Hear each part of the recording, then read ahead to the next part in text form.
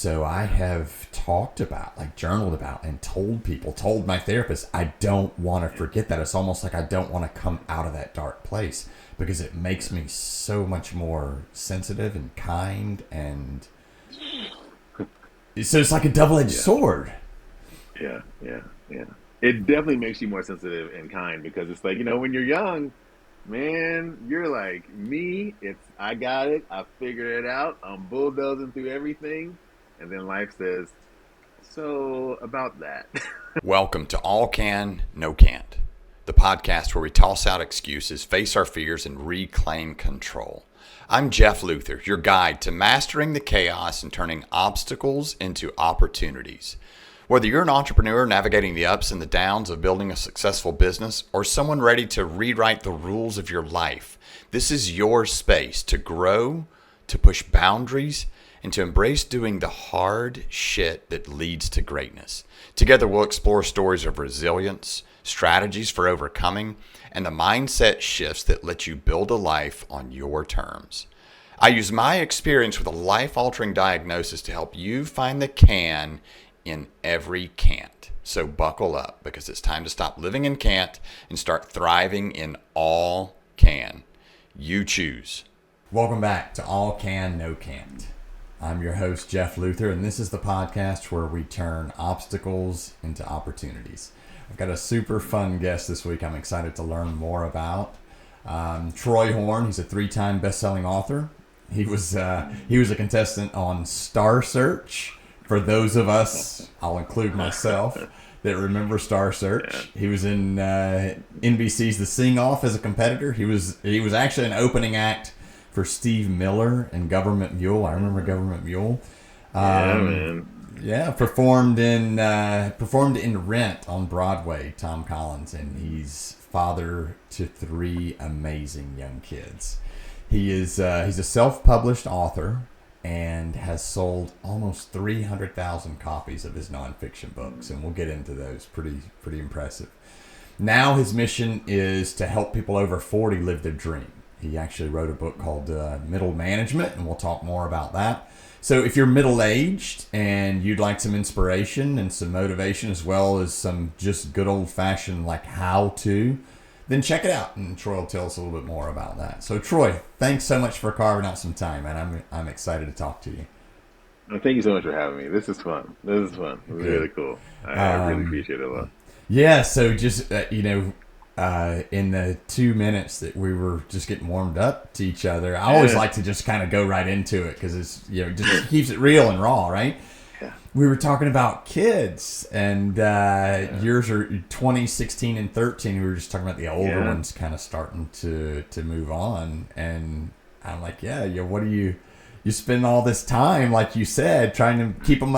So my thing is like, keep them alive, don't do dope, and don't get anyone pregnant. Like, it's Good like, Lord, right? it's a lot. It is so much. It is a lot, yeah. But you seem to be almost a pro. I mean, you've written a book on raising kids. Yeah, I don't think anyone can really say they're a pro because I mean these guys are constantly moving the goalposts and changing the story like every day. So Yeah. but it's been fun. It's been fun. Definitely. So you've done a lot of stuff. Author, musician, mindset coach. You've excelled as a dad. I'll say father as well as their. Yeah. But what I'm always curious about this. When someone meets you and they ask you what you do, what do you do? What's your answer? What do you actually tell I just say I love being a dad. I mean, I've learned to say I'm an author, but then they find out about the music stuff and they're like, "Oh, but you do this." So I've learned that the thing that is the biggest thing for me, which is interesting right now because I'm starting to do less of that, in life, is just being a dad, being a father has been really my big play. And so I guess now I would say I'm a father and an author. I guess I would say. them? Okay. Is it like it's well? Here's another question then. So if I had asked the musician Troy, or if I had told the musician Troy, or told the Broadway performer Troy that he would be writing self-help books in the future, like, would you have believed me? No, not at all. Not in the least, because at the time, that my focus was to be a musician, and so I was all in on being a musician. But then that little kid comes along, and you go, well, hey, I like being a musician, but I'm on the road like 8 months out of the year, and or I am not getting really to see my family that much. Maybe it's time to do a little something different. So, but yeah, no, no way would author even have come up at all. Wow. So, Yeah. yeah. And it's funny, and I think, and correct me if I'm wrong, but like one of your mantras really is, you can do anything. Yeah. Yeah. Which I love that. I like human to human, man to man. I love that, dude. I do. Yeah. Because so few of us, we'll say it out loud sometimes. Right. Oh, yeah. But very few of us actually believe it. Yeah. It's hard.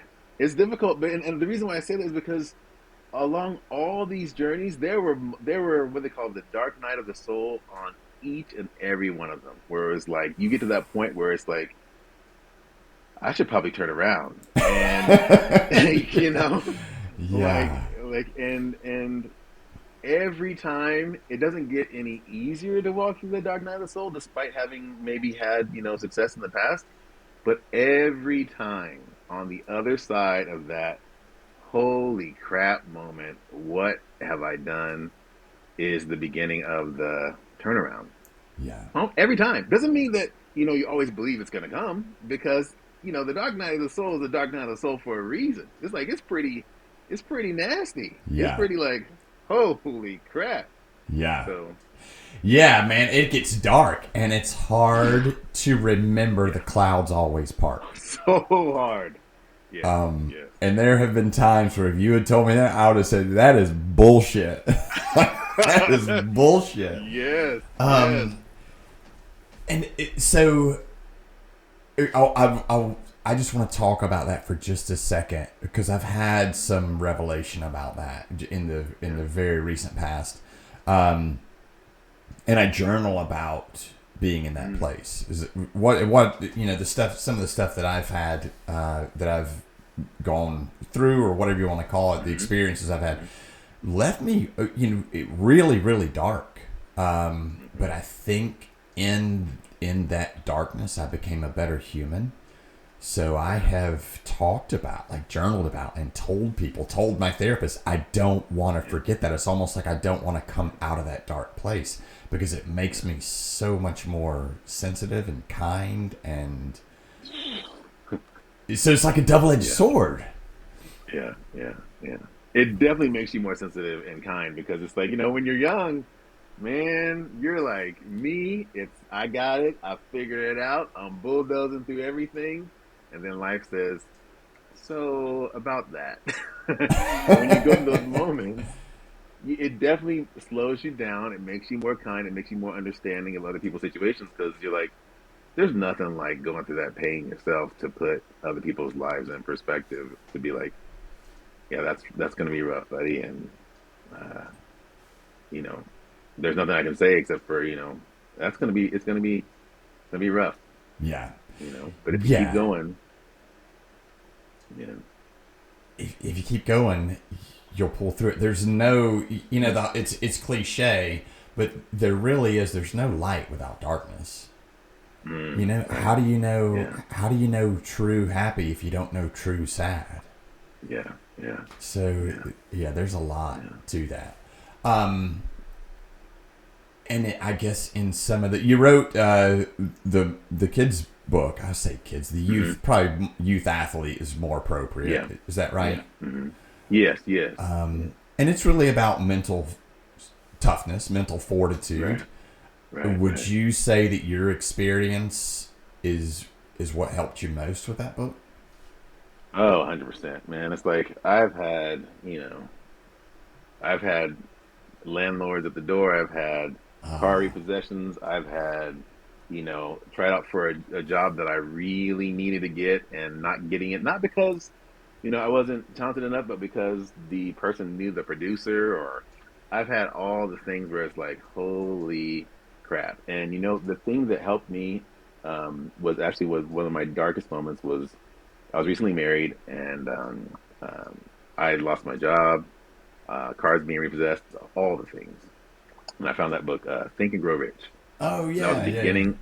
Yeah, that was the beginning of my mindset journey. That's when I started learning about visualization, started learning about meditation, um, and all the things about that we kind of talk about in that book. And it changed my life.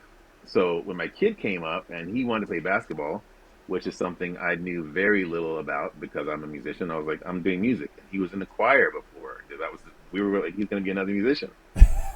He wants to do this basketball thing, and he's like so happy about it. He's like dancing on the floor, like whenever on free throw lines, he's dancing on the free throw lines, having a great time. And then we hit, the competitive youth sports world, Yeah. and I see all that stuff. Ooh, I'm like getting chills even talking about it. I see all that joy just like drop, and I'm like, hell no. Yeah. No one is stealing my kid's joy about this stuff. And so I went to search for like, I started reading him all the books that I'd been reading about mindset and stuff like that. And he's 9 or 10, so he's like, it's like, It's like, God, kill me. right, right. So I'm like, let's write one, and I want to write it with you so that you can understand what I'm talking about. And I want to ask you, is this what you're feeling? Is this what you think? Like, what do you think about this? And when I saw it help him, that was like mission accomplished for me. So I was Yeah. like, man, it's it's crazy out there. So that's a good topic. I've got three boys, so we went through kind of the same thing, and I can tell you, as a kid, the worst position that I ever played in baseball Mm, was coach's son. The mm, worst part of any game ever was the ride home. mm, So I get it. mm. And I want to dig in a little more to that. Hopefully, we've got some parents out there that might not, that All right. can hear this, because I watch it. When my kids were coming up, we played in a rec league, it was super competitive, two travel teams, Right, the right, whole right, bit, and it was like right. everyone's son was going to carry them through retirement with a Major League Baseball job. And Mm, it's just. right. So is that what you're referring to, like the parents that push the kids, or the fans part of it? Honestly, for us, it was kind of like a different thing because he wants to, and I say wants because he's still on his journey as far as like playing basketball, but he wants to play professionally. And so we had a very quick talk in the beginning. And so, and that was like, hey, look, being a professional musician, and I told him, I love you enough to say at any time you want off this train, we can hop off. But if we're doing this, as this is what you want to do, I got to be 100% honest with you. And I got to be, like, I got to praise you when it's good. And I got to tell you that ain't it when it's bad. Yeah. And, so we started with that. And I'm sure there are moments where he's like, oh my gosh, my dad again or whatever. Um, but, at any time I go, look, you can, it's like that I've done, some of the things I want to do as life as a professional, and I need for you to know, that out here in the world, no matter what it is that you're doing, it's like it's work and it's hard. I'm thinking about that guy Bud Crawford, that just beat Canelo I think it was like middleweight fight or whatever. Um, and his mom said to him when he was young, she was like, "You're not good enough. You're not going to be anything." Blah blah. But obviously, he said that drove him. So I think, Ah.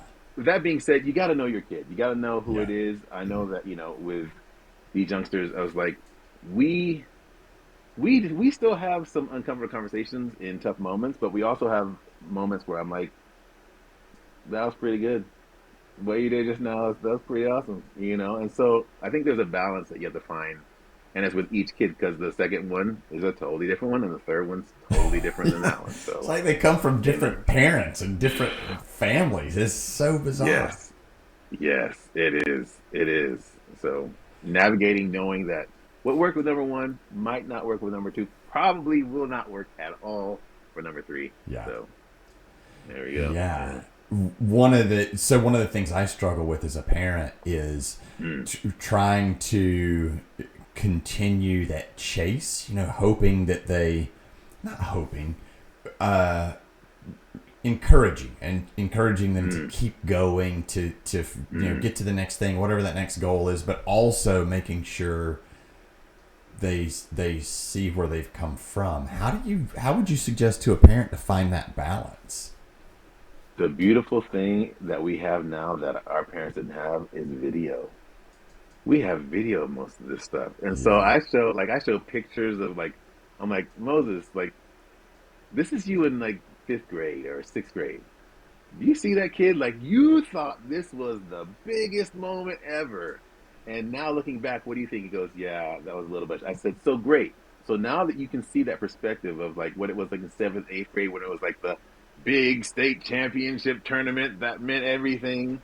And we're now, at 19, 20 years old, you're looking back, it's you're going to do the same thing that you're doing right now about being 10 or 11 at 20. So in those moments where you're like, oh my gosh, this is remember this feeling. Remember looking back and going, man, I thought that was the thing. And now I'm looking back, it was a thing, but it wasn't the thing. Yeah. So I would say video and pictures and just showing them is amazing. Yeah. And then when they start that projection into adulting, or one of the things I'm struggling with my oldest now is immediate gratification. And I think so there again, that's a plus that we have video all the time, but the negative is that we have that device that gives the video. Yeah. And our kids have that at their fingertips all the time. So it's a lot of comparison. So so I think my oldest is I should be further along in my life now. Well, how would you suggest maybe that, okay, it's okay to want to do better, right, and to chase that next thing, but also remember where you were a year ago. It's hard. Yeah. Because you don't want them to be satisfied. Right. One of the things that really helped me with them is kind of telling them stories. Again, Dad, back in my day, I was and I tell them, it's there are moments. I tell them about a friend of mine that I knew back in, I want to say 98, 99, or something like that. I go, Octavia Spencer is an Oscar winner. She's a star on the Walk of Fame, all this kind of stuff. When I met her, we were working at this place called Adept Consumer Testing, which was basically we were calling in people to do surveys. We were all broke. We were, watching South Park in the afternoon, and that because it was that time, right? Yeah. I go, it took her 16 years of watching people, and I tell them that of watching people have kids, get houses, get their jobs, get their 10-year pins or whatever for, working there, get promotions or whatever.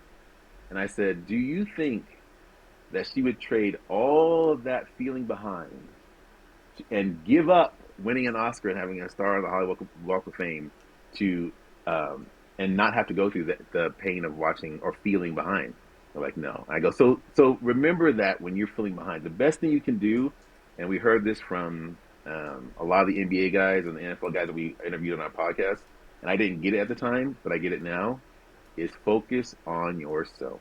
Focus, write down what you're doing and measure yourself 1% at a time. And they all said, it is really a competition of you versus you. And I didn't get that until he was maybe in high school and going to college.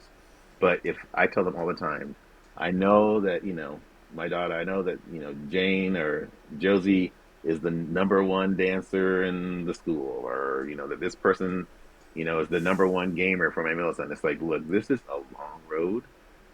Focus on yourself and focus on getting a little better every day. And if you can do that, the rest will work itself out. Man, Yeah, it really does. is great advice, and it's so hard. It's so so hard because everything's a scorecard. Yes. So Yeah. I'll get vulnerable for a second here about that Yeah. very thing. I've worked. It's probably over the last year, and this is all this is almost foolish to even say out loud, but I've worked over the last year to not look at what kind of car people drive.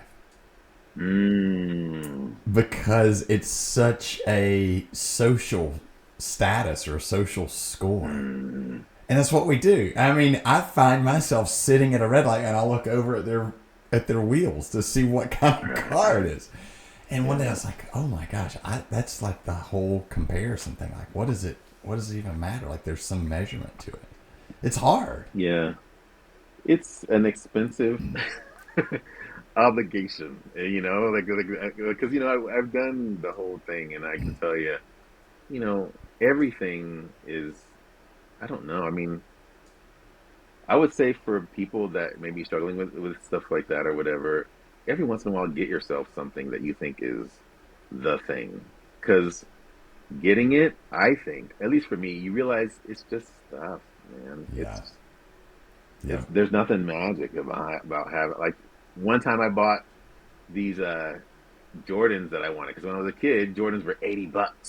And my parents were like, we're not spending $80 on shoes. Yeah. So I bought myself some classic ones, and I tell you right now, they sit in the closet, because I was like, okay, now I got them. Now what? Yeah. It's like, it's just stuff. Right. There's a I wish I could claim this for myself because it's brilliant. I don't know who I got this from, but they talk about part of like your vision board or your dreams or whatever, the things that you want. And they said, you don't want those things. You don't want the Jordans. You want the feeling you think they're going to bring you. Right. That's what, then you get them and you don't have that feeling. You're like, well, dang, like, I guess I'll put them in the closet. 1,000,000%. 1,000,000%. Yeah. I think it was Jim Carrey that Jim Carrey was like, I wish everyone could have, the stardom or whatever it is they think they want. Go ahead. Because once you get it, you realize, like you said, it's the emotion. Like this, it's not what you think it is. Yeah. It's not. Yeah. Yep. I saw that. Yeah. Yeah, and that's where we live. Even and I think that part of that must be like our hardwired brains. I used to be a big competitive cyclist, and there was always a saying in cycling. That was some of the highlights of my life. Yeah, man. It was so fun. But there was a saying. And if you were in the peloton, the big pack, if you weren't moving forward, you were moving backwards. So I wonder if there's some of that that we feel like that. It's like our brain is programmed when we look for the worst. Like when we wake up in our cave and we have to go outside, we know in our mind there's going to be a saber-toothed tiger right outside the cave. Waiting. Yeah. Yes. Yeah. And it seems like we've carried that to today. Or I know I have. We all have, definitely. Every day. Yes, that's funny. Exactly. Yeah. And I know that you do you do a lot of mindset stuff. I know you coach on mindset. Mm-hmm. If it were that easy, like, why don't we just say, "Oh, what's a mindset issue?" And people go, "Oh, gee, okay, thanks," and then just change your mindset. Why is it so hard? I think, like you said, we're programmed to be in some type of fight or flight mode. We're programmed to be like, if we're in the middle, like, we're falling back or we're not moving forward, we're losing something. And I think the messaging out in the world on those devices, on the phones, on television, on film, whatever, is that, hey, either you're ahead, which you might feel, okay, well, I'm ahead, but something's coming to take it away, or you're behind, I'm behind, I better hurry up and catch up with whoever it is. I think there's a lot of messaging out there on all platforms that kind of feeds that innate human thing of like, how do I survive, really? It's all survival, really. Yeah. Yeah, that unfortunately, I identify with that. When you're ahead, you're like, oh, I'm ahead right now. But this could Yes. all go away in any Yes. moment. Yes. Yes. It's the Yes. worst. It's the worst feeling. And then when you're behind, you like, oh my god, I'm one lean away from getting bitten by the alligator. It's right on my ass, and that's how I feel. Yes. Yeah. But I think Um, knowing that and continuing to do the work is the key. It's like knowing that that you're not like by yourself and feeling that, and that we're all going through it. And the work is to find a place of presence in, the right now as often as you can. You know. I well, I've worked on that a lot. Not worked on that. That's not true. I've acknowledged it a lot, and I've started telling myself when I get caught up, I'll just try to stop and go, okay, well, I'm right where I'm supposed to be. I'm right where I'm Right. supposed to be. But I have to acknowledge it in order to even do that, which is hard sometimes. You're just going. Yes. Yes. Yes. Yeah. I want to go back to the book, the youth sports Mm. book, because it didn't occur to me when we were talking about it. Was it hard? You said when your son wanted to play basketball, you're like, I didn't do much sports, so that was kind of tough. Was it hard to write that book without your experience in sports? No, because as you start to realize, every industry is basically the same formula. It's like no matter whether you're doing piano, like I have a kid in dance, I have a kid in that wants to do content creation. I have a kid who wants to, do basketball. It's like every one of them is basically the same formula on a different machine. Yeah, It's like you work hard, you become really good at what you do, or as good as you can. You find the things that you're great at. You know, optimize your performance in those. You're kind to people. You have great relationships or create relationships. You find out how you can be in service to yourself and the organization, depending on if it's a independent thing or a solo thing, or in service to the craft or the art. And it's like it's really universal for all things, really. yeah, I see it over and over again. So yeah. And then more on youth sports because it's a fun topic for me. This might create a good debate. yeah. You know, we got to where it was okay. Probably, I think it was as I was kind of getting out of sports. We started with the whole, win or lose, it doesn't really matter, just do your best. And so that do your best kind of became the mantra. And then at one point I was like, you know what? I don't know if I'm going to tell my kids to do their best because when someone tells me to do my best, if I don't leave my guts on the floor after a workout, then that wasn't my best. So I was like, where do you find that balance? Like, do you tell them do your best? Do you tell them, hey, have fun? What's a good thing to tell your kids when they're 10 to 14 years old? Right, right, right. For me, and looking back, and again, I appreciate all the people that were on the podcast with us. It's measuring what did you do last time? Last time you had one rebound and one shot attempt, not even a make, one shot attempt. You tried once, and you got a rebound. Great. So next game, we're going to win no matter what it says up there.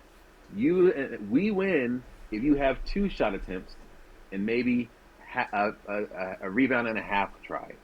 Yeah, It's like we're not going to worry about whether or not we got blown out by 30 or we won by 15. It's like those are great, and we want to have those experiences. But for yourself, it's like we shot two times on goal, or we attempted two steals, and last time we attempted one. We do that. The rest is whatever we want to do.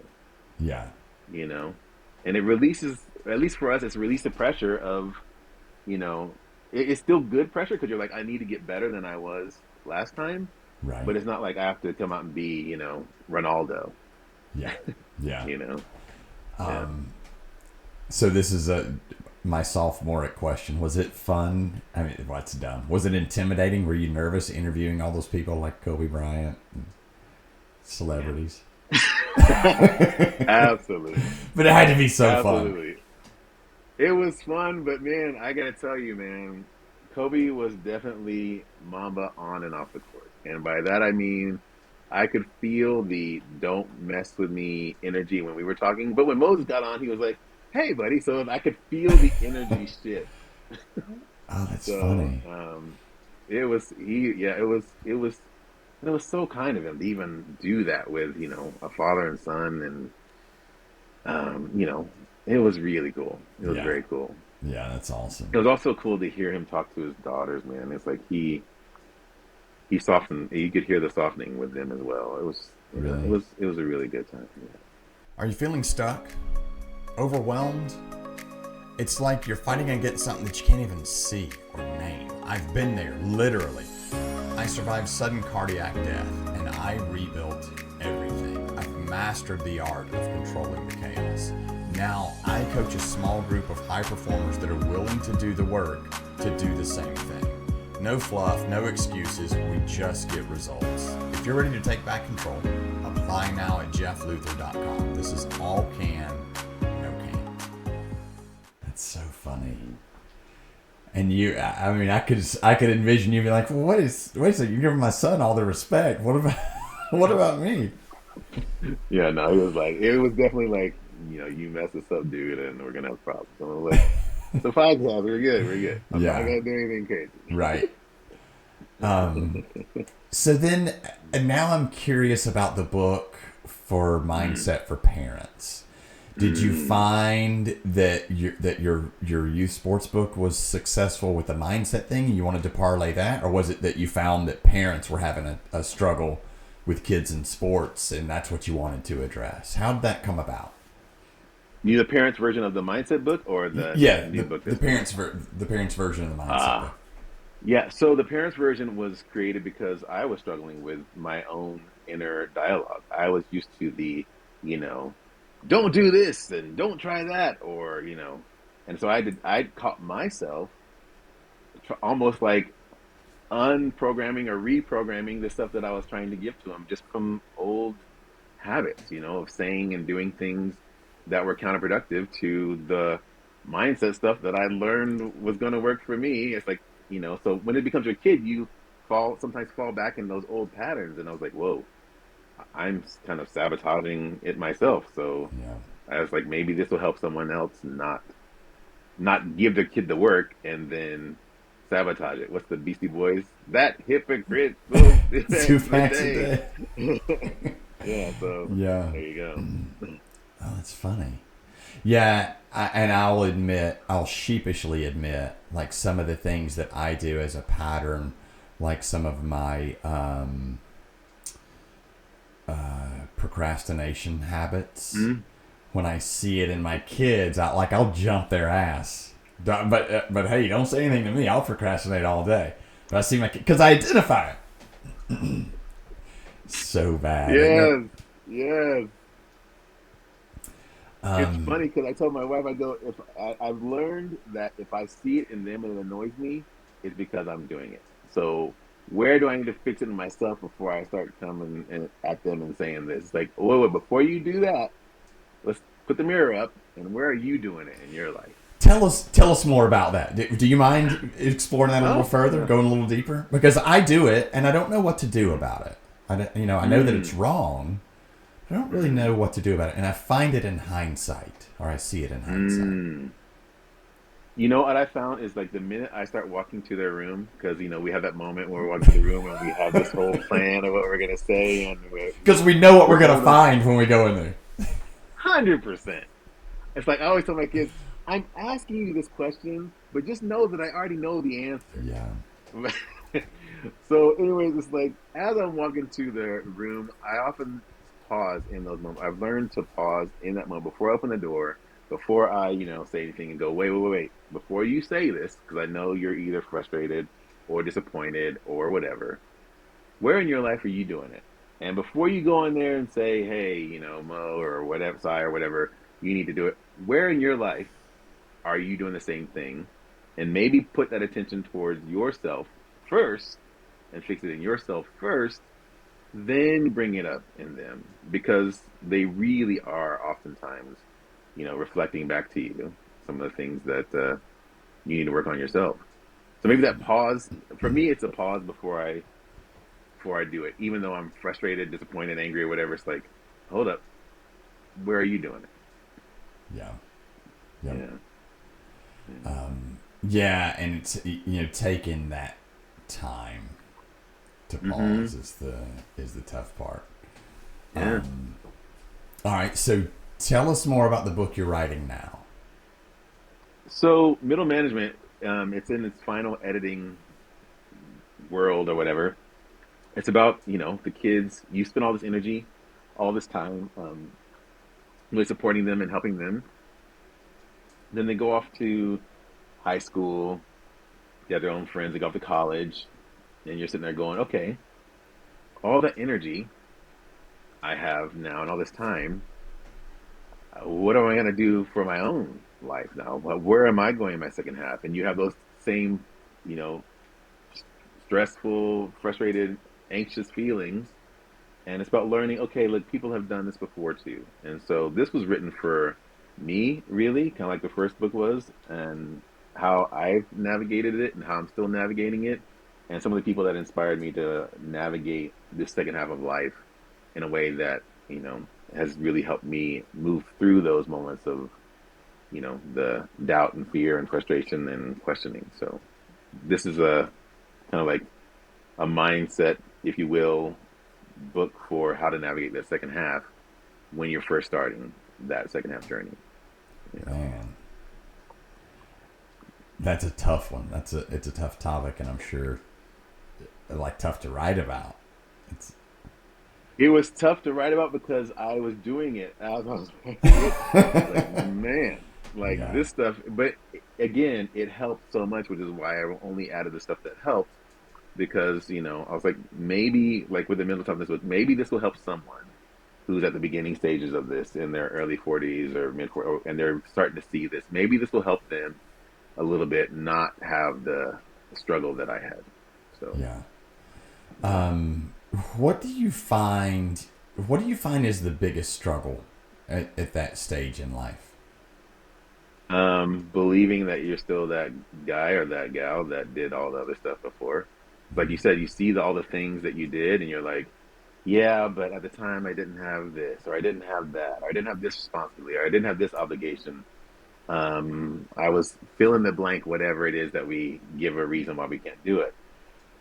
What I learned, and it's kind of a spoiler thing for anyone out there, you're like that dude or that gal times 10 now.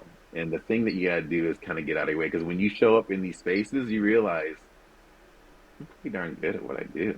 Like the people that are saying they're good at what they do, it's like kind of like the karate sensei, right? All these kids walk in, they're second degree black belts, they're flipping people over this, and they're beating this person.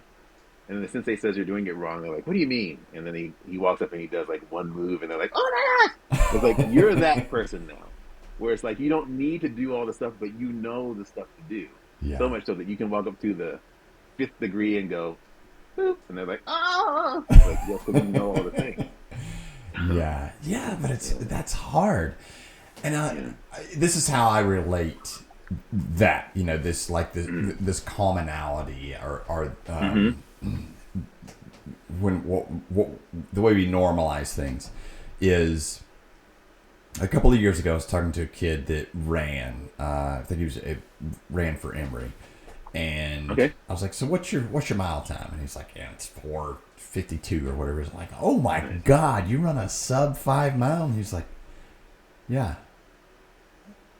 I'm like, wait a minute, you run a sub 5 mile? Yeah.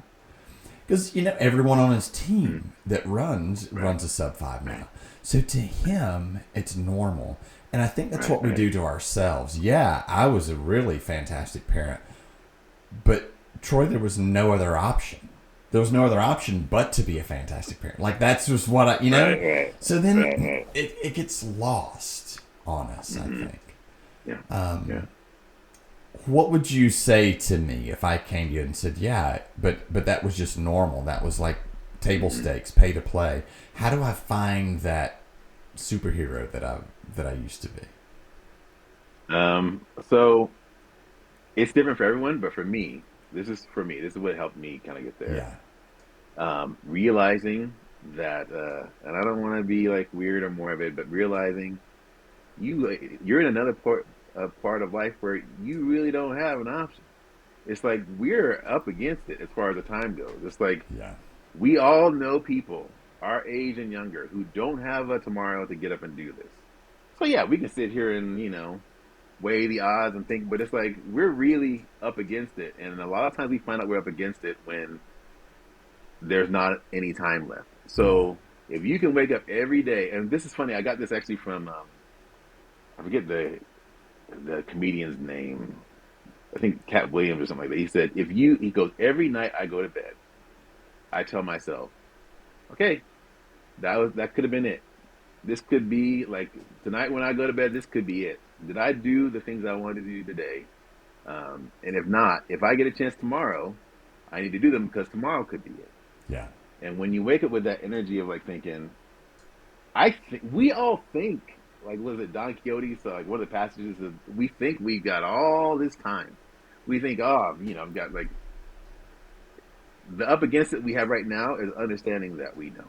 Yeah. And so whatever it is you're going to do, we need to be about doing it. Yeah. And get rid of the illusion that, we're 20 something with perceived decades ahead of us. Right. Yeah. Where can people go to learn more about you and about your books? Oh, cool. So yeah, TroyHorne.com. It should be up by now. If not, you can also go to middlemanagement.bio. Middlemanagement.bio. I have a free download there for people that kind of want to go to that 40-year-old journey, that they can walk through that and get a couple of steps to kind of help you get on your way. So TroyHorne.com. I'm also on Instagram and all the stuff, YouTube and Facebook, all that stuff. Yeah. Okay. At Troy Horne Official, because apparently there's another Troy Horne out there, which I didn't know. Troyhorne Official. So those are all the places. Awesome. Yeah. All right. If you could say, knowing what you know now, and you could say, if you could give your 16-year-old self a piece of advice, Wow. what would it be? Wow, man. 16-year-old self, piece of advice. It would be, wow, there's so much. Yeah. I don't want to tell them. The number one thing I would say is, man, don't wait for other people to tell you that you can do whatever it is that you want to do. And don't believe other people when they tell you that you can't. It's like there's going to be a lot of times in your life where you're going to have doubts from yourself and from other people. Don't believe any of them. Just make sure that you focus on yourself getting better. You go after the opportunities that you can go after or that you see in front of you, and really get rid of the limiting beliefs that you have for yourself or that someone else has put on you, because they're not real. Yeah, they're not true. So that's what I would tell them. Yeah, that's awesome. Yeah. And what's one thing that you do that no one would know about that helps you with mindset? One of those secret little things that you say to yourself, or one of those little things that you think is goofy that we might love. So there's this place, like we live in Colorado, and there's the mountains, and hopefully people won't go to this spot, but there's a spot up in the mountains where I go and I stand barefoot near a river, and I just stand there, and it's called grounding. I got it from this guy that owned a record company that I was signed to. He said there's something about just your feet touching the earth that electrically like recharges you. So anyway, so I go up there and I take off my socks and shoes. I stand barefoot next to the river, and I speak the things that I want to have happen in my life, and it feels really great. And so that's something that no one knew up until now that I do. So now we know. There you go. All right, so I'm gonna dig a little bit on that. I'm gonna ask you. All right, when you say those things that you want to happen, do you say it like they're happening? Like, let's say you want a new toothbrush, right? do you say, I have a new toothbrush, or I will get a new toothbrush, or I want a new toothbrush? How do you phrase it? I say I have. I have. And the reason why I say I have is because if you say I'm going to get, or you say it in the future, it will always be in the future, is what my understanding is. Okay, So you yeah. say you have it so that it's here now. Yeah. I love that. I am. The I am power, as they Yeah. say. Yeah. Oh, wow. So, all right. So you've played my game. That was awesome, man. Thank you for that. That was cool. Thank you. You played along. These are great questions. A lot of times, though, people just go for something superficial. Oh, I sing Miley Cyrus's song in my head. Whatever. They just, So thank you for that. Man, I've loved talking to you. This has been great. Thank you. It's been great. It's been absolutely amazing. Run us through one more time. Tell us about the book. Where can we find it? Okay. Where can we download a piece of it? Yeah, so if you have kids, there's a Mental Toughness for Young Athletes that's on Amazon. Mental Toughness for Young Athletes with myself and my son Moses on the cover. Middle Management is a book that's coming out here in about 3 or 4 weeks as soon as I get through the edits and the rewrites, which I'm not going to do anymore because I've done a lot of them. And middlemanagement.bio, you can get a download that kind of gives you the first few steps for that. That one, man, that one is kind of like my opus. I'm thinking actually about writing an album with it as well, which no one knew until just now. So oh, wow. It may be a book that has a book and then a supportive album that talks about some of the things in the book with it. So there you go. A whole bunch of things that no one knew was coming happening right here. So there you go. Awesome. There you go. All right. Thank you. This has been great. And this has been All Can, No Can't. This is the podcast where we're turning obstacles into opportunities. It's about mindset and moving forward. And Troy, you've been a great example for that. So much appreciated. Thank you so much. All right. Until next time, I look forward to seeing all of you. Thanks for listening to All Can, No Can't. If today's episode resonated with you, remember, it's not about the chaos you face. It's about how you choose to take back control. It's about finding that one small can in the can't you're given and grinding it down. Find your angle, carve your place out in the world, and get the fucking win. Do that by finding what you can do and not listening to what you can't. You choose. Be sure to subscribe, share, and leave a review. Your support helps me reach more people that are ready to embrace the all-can mindset. And it lets them know there's someone that's willing to walk with them no matter how dark the path gets. You can find me on Insta at JDLuther 2.0 and allcan_no-can't. This is where I share more tips, stories, inspiration to help fuel your journey. And until next time, keep pushing boundaries, breaking limits, proving to yourself that anything is possible, even when you're told it isn't. Remember, life's not about can't. It's all can. Go prove them wrong.